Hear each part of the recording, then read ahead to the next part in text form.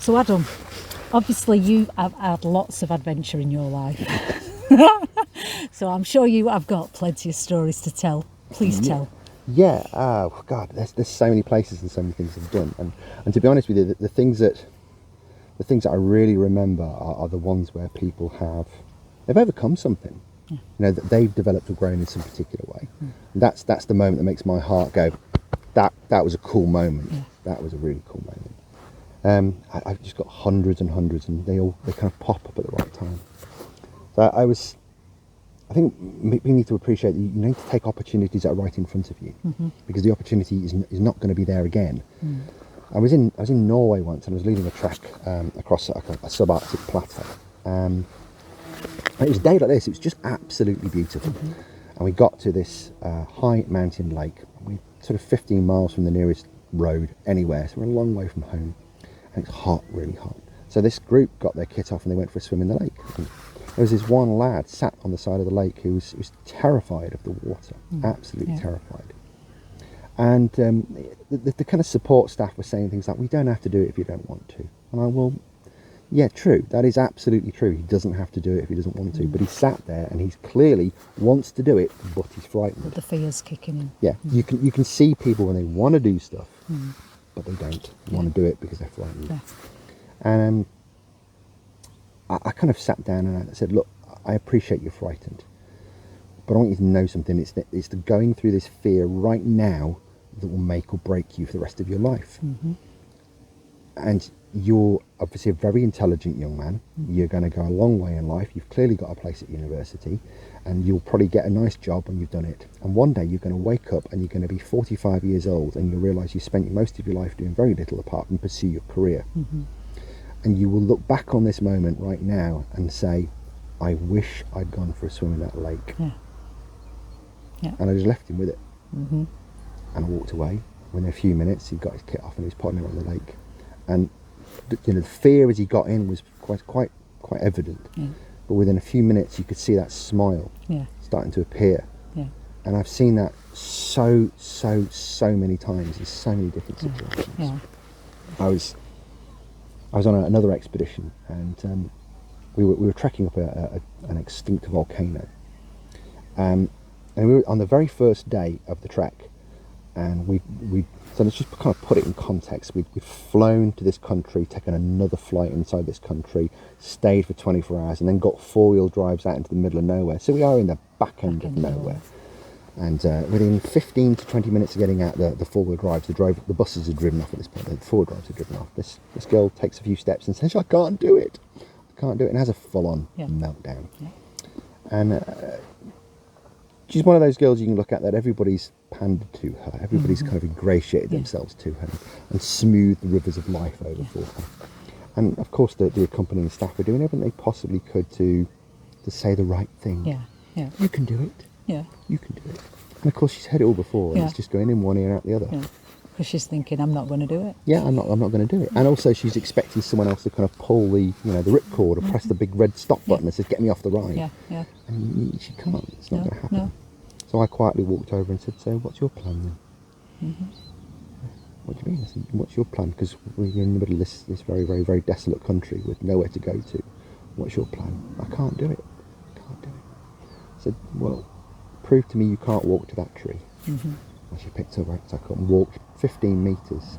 "Prove to me you can't walk to the next tree." And she walked to the next tree. And it's quite legitimately what I did that for the next 10, 20 minutes, and she walked tree after tree after tree. And I said, "That's all I'm asking you to do. Just walk to the next tree. Just walk to the next tree. And if you need a break and have a drink, walk to the next tree." And she did that, and there was sobbing and tears and all that kind of stuff. But as I said, tears don't bother me. And what was really cool was that was a 3-week trek that we were on. And we actually got to the top of the volcano. And it turns out this particular young lady was the first young lady to the top. The only people that were in front of her were the big rugby playing boys who were just always at the front steaming ahead. And she was the first young lady to the top. She got to the top. Now we were looking across this amazing panoramic view. And by that point, I'd got a relationship with her in terms of she trusted me enough. So I playfully walked up to her and said, "Don't you ever tell me you can't do stuff." And sometimes you need someone to just keep you do. You're actually talking about that. I had an experience when I did the Yorkshire Three Peaks.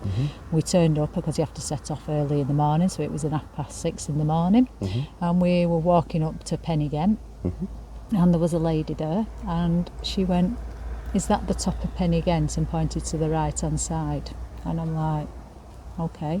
So I just says, turn round. I said, and you see to the left there's a cloud and there's a shadow behind the cloud. That's the top of Pen-y-Ghent. Well, I can't do that. And I says, what? I went, what do you mean you can't do that? So she says, well, I can't do it. And I said, well, have you not done any training? And this lady hadn't actually done any training.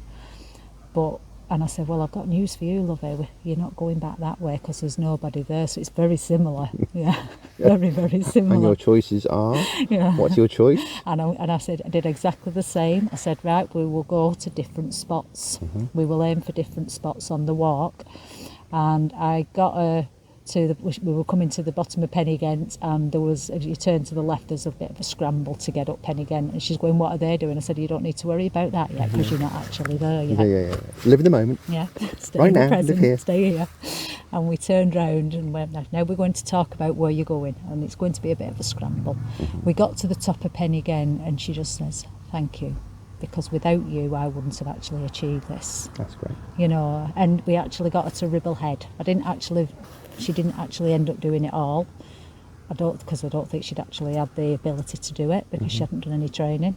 But she got to the Ribble Head, and then somebody picked her up from Ribble Head, and we then went on and did the rest of it. But it is that making sure that you've got to do the motivation and the encouragement, and break it down into small pieces. Yeah. But, yeah. There's so many times in my life when I've didn't think I could do something. I'm not born able to do things. I've had to learn how to do it, be it physically or mentally.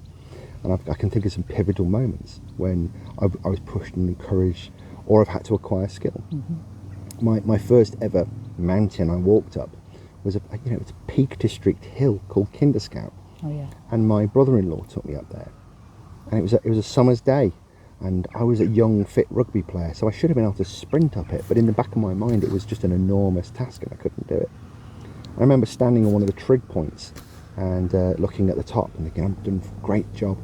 And my brother-in-law pointed me to the trig point that we were meant to be going to, which was only about 3 or 4 kilometres away. But in my mind it was too far, and I didn't think I could do it.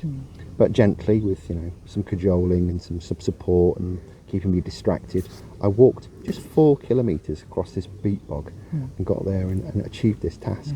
And that was a big thing for me, and how quite easily we can limit ourselves by looking at the top and thinking that's too far, it's not achievable, and just going one step at a time. And but that's like life, isn't it? We've just got to take that one step at a time. One step at a time. And this is where, to me, being on the outdoors and doing all this outdoors, it's taking them one steps to, because it's all life. It's all very similar, and you've just got to keep doing. Yeah. A lot of people as well make the mistake of looking at the hardest thing and saying, I can't do it. Yeah. It's not possible. And I remember a very, very long time ago, probably about 15 years ago, I went paddling down a Scottish river on a 5-day canoe expedition, and the section of the river that got you could consider the hardest rapid had a road go over at the same time. So when we did the vehicle shuttle, we drove over and we got out and had a look at it.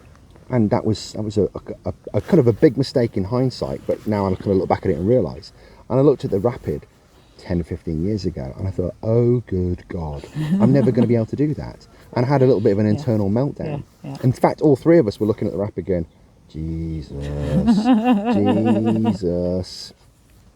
We drove back to the top of the river, got in the boats, and that particular rapid was 3 days down the river. Yeah.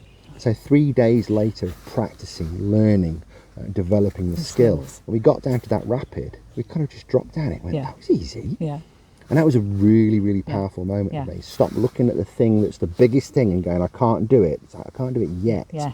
I'll worry about when I get there. I've got all these steps, all these skills, these attributions to get hold of before I get there and handle it. Well, it's and that like was a powerful moment. Starting with the foundations and building it all up into it until you've got to the place where you're going. That's it. That's it. Stop saying you can't and start finding how to do it. How do I do this? Yeah. Really important stuff. Yeah. Thank you, dear. No worries. So,